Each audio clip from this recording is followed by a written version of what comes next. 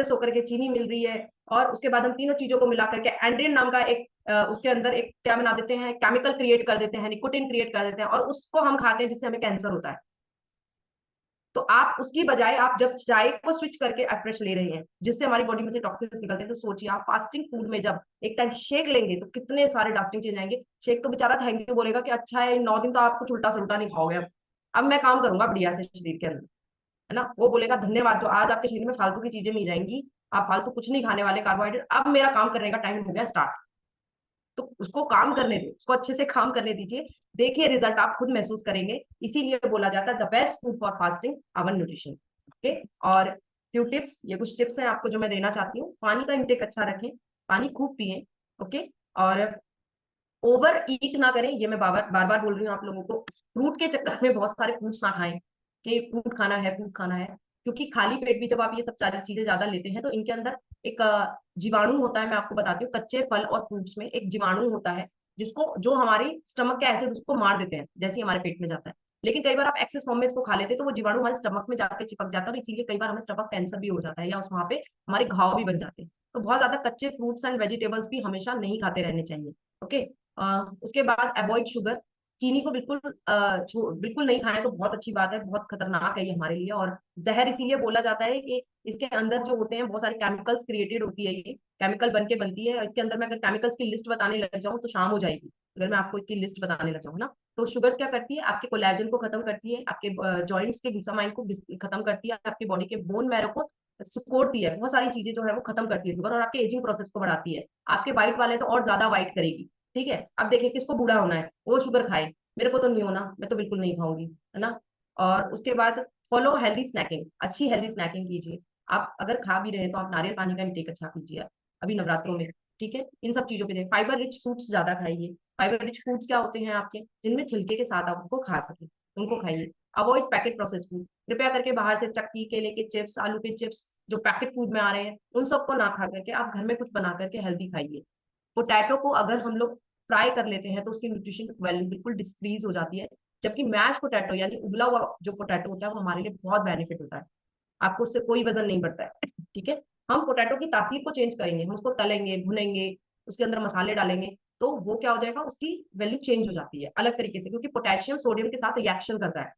Potato यानी potassium से भरा हुआ, इसलिए उसको पोटैटो बोला जाता है। और जब पोटैटो को आप सोडियम यानी नमक या मसालों के साथ उसको चेंज करेंगे तो उसके साथ उसका रिएक्शन क्रिएट हो जाता है पोटेशियम सोडियम का। तो आपको खाने के लिए पोटैटो में फिर कुछ नहीं रह जाता, उसके कैलोरी क्या हो जाती है, बढ़ जाती है, फैट परसेंटेज बढ़ जाते हैं। मैश पोटैटो खा के भी वेट लॉस आप लोग व्रत में बहुत अच्छे से आप अपने अच्छे रिजल्ट ले सकते हैं। ठीक है, तो आप हेल्दी स्नैकिंग कीजिए, बार बार ना खाएं, पानी ज्यादा पिए, और बस व्रत के दौरान हाइड्रेटेड रहना बहुत जरूरी है, और एनर्जेटिक। दूसरा, खुश रहना बहुत जरूरी है ना। मेरा फास्ट है, मैं थकी हुई हूँ, मुझे आराम चाहिए, आज मेरे तो व्रत चल रही है, पता है मेरी फास्टिंग चल रही है, जैसे गाना मत गाइए। हम 2 टाइम शेक पीते हैं वैसे भी, ऐसे तो फास्टिंग हमारी कब से चल रही है पता नहीं, है ना। तो इसीलिए ये चीज नहीं बोलनी चाहिए बार बार बार बार, मेरे व्रत चल रहे हैं, मेरे व्रत। व्रत किस चीज का, अपनी इंद्रियों पे व्रत कीजिए। किस चीज पे, बाहर से अंट मत खाइए, किसी को गलत मत बोलो, किसी को झूठ मत बोलो, किसी का गलत मत करो, ये है व्रत। इससे भगवान ज्यादा खुश होगा। और जो आज आप भोजन नहीं खा रहे हैं, वैसे व्रत का आयुर्वेद में यही तरीका है कि आपने अपना जो एक टाइम का खाना नहीं खाया, उस एक टाइम के अपने खाने की थाली को आप किसी को दान करें, इसको कहा जाता है व्रत।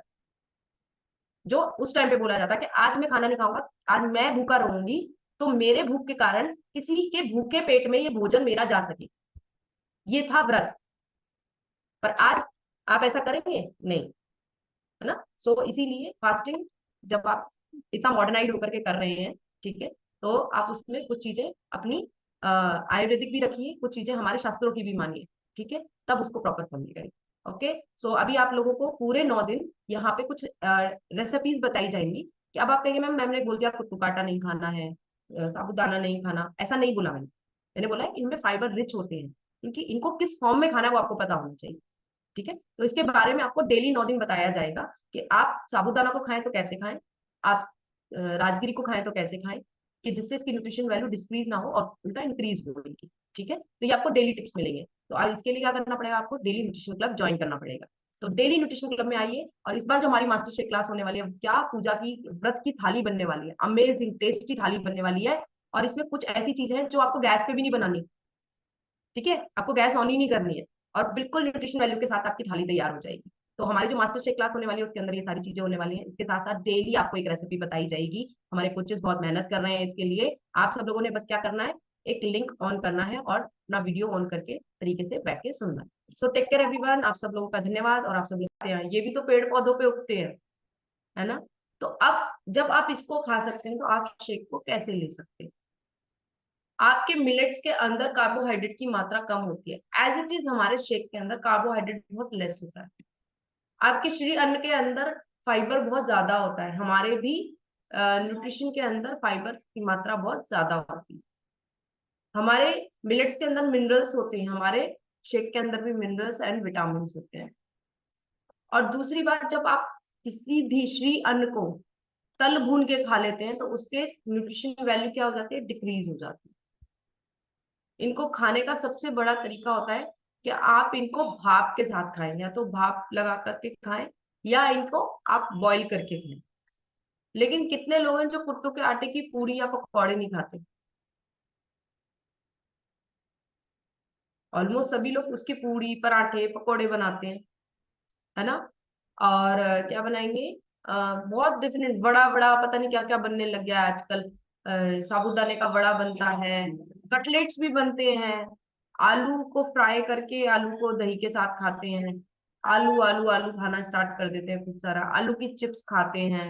क्या नाम है, आपका जो केले की चिप्स खाते हैं, है ना।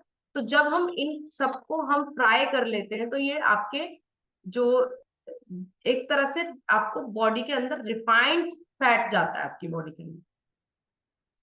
जो इनकी नेचुरल प्रोसेसिंग होती है न्यूट्रिशन की, वो क्या हो जाती है, डिक्रीज हो जाती है, खत्म हो जाती है।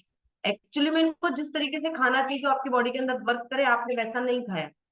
इसीलिए 9 दिन व्रत करने के बाद भी आपका डाइजेशन सिस्टम खराब ही रहता है। आपको पेट दर्द रहता ही रहता है, आपको गैस बनी रहती है, आपको कॉन्स्टिपेशन की भी कंटिन्यू प्रॉब्लम रहती है।